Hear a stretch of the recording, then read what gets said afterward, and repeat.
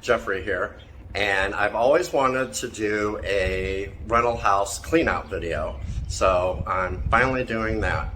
So today is my first day in my 1939 rental house. I call it the 1939 house because it was built in 1939. So far the tenants have moved out. I changed the locks yesterday and a few bags of trash have been taken out so far. There's a lot to go. It's gonna be a major clean out, so stay tuned.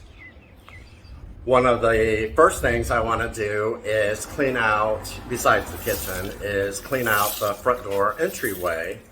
I can tell it's the hub of all the pine needles and all the leaves that blow in. The siding too.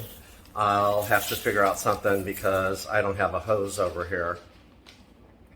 I swept it out and filled a 5-gallon bucket full of water, and I wiped it all down, and I ended up, since I don't have a hose, throwing water out of the 5-gallon bucket. But hey, it did the job.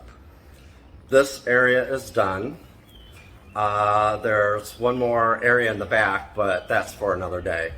I wanted this area first cleaned out because it's the first place you see. Alright guys, talk to you later.